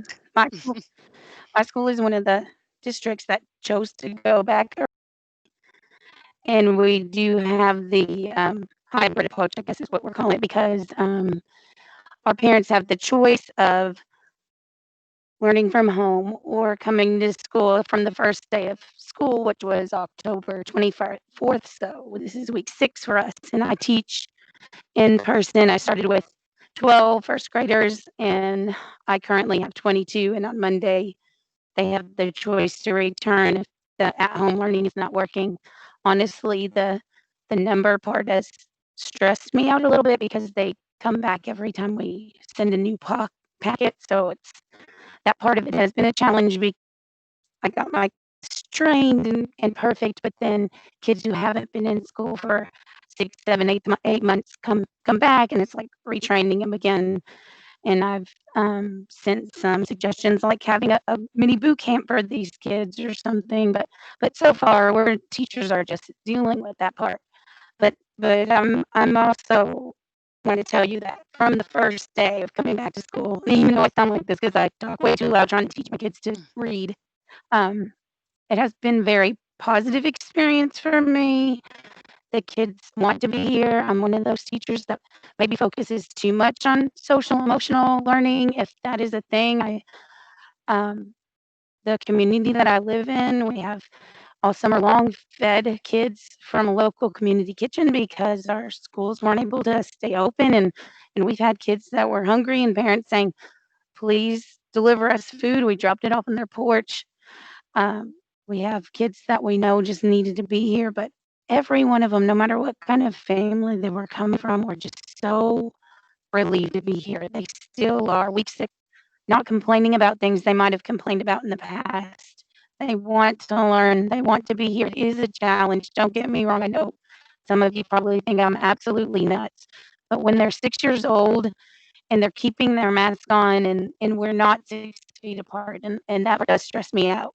And I am supposed to be having a pop-in observation at any moment, and whatever that's going to look like. I've learned that I just got to focus on what I can control, and it's not my typical year. I hate teaching with the kids facing the front. I like them to work in groups and tables, and I miss that part. I miss being at the carpet and reading them a story. But I've let them have a lot of student choice. I can control that. They like seeing the books under the document camera. They really enjoy that. They like doing directed drawing and writing about it. So I'm still teaching on my curriculum and on my standards. I do think my district made a very good choice by having one teacher in charge of the distance learners. So I'm not dealing with teaching both ways. My neighbor, I'm in her room right now. She's actually switched with me for the moment. She's teaching my class, and her distance learners are not having a Teams meeting right now, but it's given us a little bit of flexibility and a little less stress. There is still different kind of stress, but we're not teaching 2 ways. She has the focus of getting their things ready and then teaching them online. And we've done that from K through 5. So another thing we've done to help those distance learners, we have maybe a third of our population who don't have access to Wi-Fi or a good computer to get on Teams or whatever. So we've, over the summer, used some of that CARES money to record USB sticks. And so even though these parents don't have access to Wi-Fi, they're still getting a teacher for every lesson, because we've had core teachers. The same teacher that's covering my class right now did all of the reading for first grade for all of the year. And I know that sounds like a lot of work, but she did the CARES money, like I said. But that has been a great resource for those parents or those grandparents, because we've got a lot of grandparents who are raising kids, and they are still able to get that personal connection with a teacher, even if it is on a USB drive. They don't have to have internet to connect to. They can just do it on USB. So we've had a lot of creative things going on here that have worked for us, and I could talk all day, but I do think now, looking back, I was really kind of scared the first few weeks, because if anything went wrong, I would definitely blame myself and question whether I did everything I could to keep everything safe. And that still is ongoing in the back of my head, a priority every morning, every few times we transition, we clean, and it's just different now. But I do think that my district made the best choice coming back, and I know that because I see the results I'm getting with my kids now that we've been here 6 weeks, and the growth, and they were behind, and they still are behind, but we're catching up, and we're doing good things, and it's not as bad as I thought it would be, and I am so blessed to be a teacher. Oh, gosh. Well, thank you so much for your positive, inspiring reflections, Nora. We really appreciate that contribution.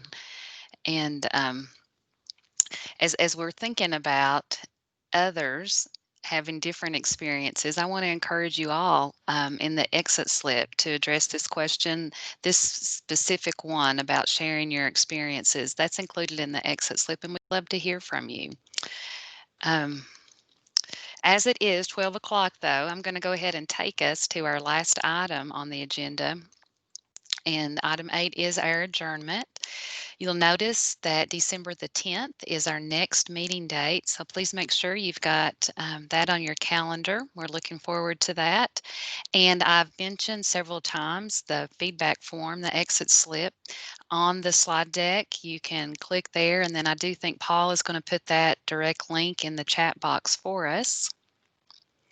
So at this time, if we could get a motion to adjourn the meeting, we'll need a motion and then a second.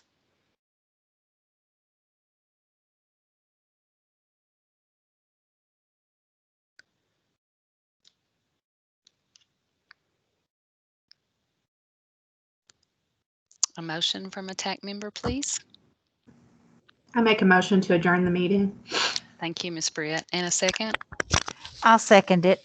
Thank you very much. And just in the chat, if everyone just makes a note that they're in agreement, and we will see each and every one of you on December the 10th for our next meeting. Okay, let me leave this. Thank you very much. Have a great day.